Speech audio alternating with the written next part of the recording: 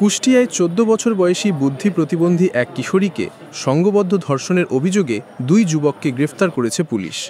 সদর উপজেলার ঝাউলপাড়ার আরমান গেট সংলগ্ন নির্জন স্থানে এ ঘটনার শিকার হন ওই কিশোরী।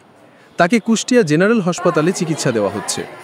অভিযোগ সূত্রে জানা গেছে, ভুক্তভোগীর বাড়িও সদর উপজেলায়।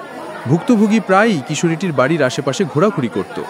সেই সুযোগে অভিযুক্তরা তাকে ফুসলিয়ে নির্জন স্থানে নিয়ে যায় এবং পালাক্রমে ধর্ষণ করে। আমার মেয়ে প্রতিবন্ধী, আমার মেয়ে কিছু বোঝে না। ওরা মোটরসাইকেলে তুলে নিয়ে যায় মাঠের ভিতরে, ওরা নিয়ে যায় ধর্ষণ করে। আমার মেয়ে যখন চিল্লায় উঠেছে, মাঠের লোকজন এসে ধরে ওরা ফাঁড়িয়ে দিয়েছে, ক্যাম্পে দিয়েছে। আমরা খবর পেয়েছি যে বটতল ইউনিয়নের একটা মেয়েকে প্রতিবন্ধী, তাকে গতকালকে অপহরণ করে দুইটা ছেলে ধর্ষণ করেছে এবং পুলিশ তাকে হাতে নাতে গ্রেফতার করেছে। এই ঘটনায় এলাকাবাসীর মধ্যে চরম ক্ষোভ ও উত্তেজনা বিরাজ করছে।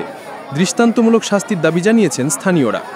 আসামিরা হলেন কুষ্টিয়ার মিরপুর উপজেলার তেঘুরিয়া মধ্যপাড়া গ্রামের ইনামুল মোল্লার ছেলে মোহাম্মদ আকাশ ২০ ও মতিয়ার রহমানের ছেলে হৃদয় আলী ২১।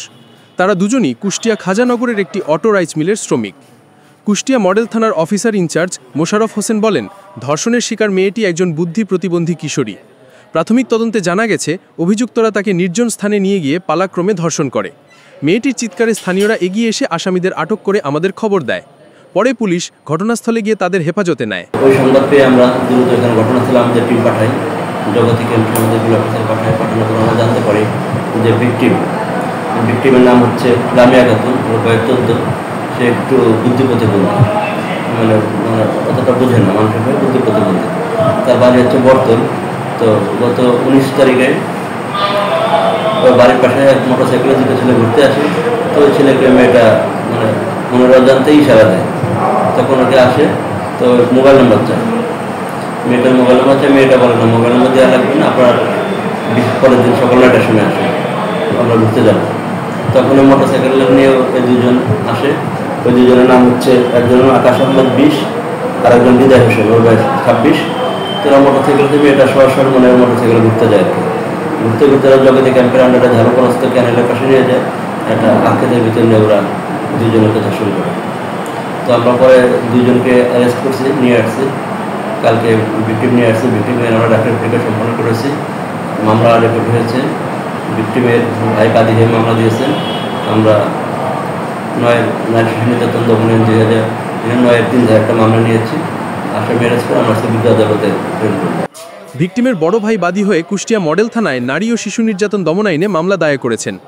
এ বিষয়ে কুষ্টিয়া জেনারেল হাসপাতালের আবাসিক মেডিকেল অফিসার ডাক্তার হোসেন ইমাম বলেন, ১৪ বছর বয়সী বুদ্ধি প্রতিবন্ধী কিশোরীটি রবিবার রাতে হাসপাতালে ভর্তি হয়। তাকে আমরা পরীক্ষা নিরীক্ষা করে ধর্ষণের আলামত পেয়েছি। সে বর্তমানে আশঙ্কামুক্ত থাকলেও মানসিকভাবে ভেঙে পড়েছে। তাকে চিকিৎসকদের পর্যবেক্ষণে রাখা হয়েছে। গুরুতর অবস্থাতে আমাদের হাসপাতালে আসে। তারপরে আমরা আলামত পরীক্ষার জন্য ফিজিক্যাল এক্সামিনেশন করি।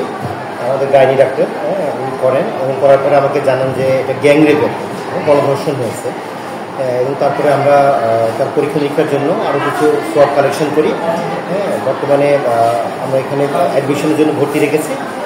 আপাতত ঝুঁকি মুক্ত, তবে আমরা আরও অধিকতর পরীক্ষা নিরীক্ষার জন্য হয়তো এটা উপরে পাঠাবো। ডেস্ক রিপোর্ট, দৈনিক সময়ের কাগজ।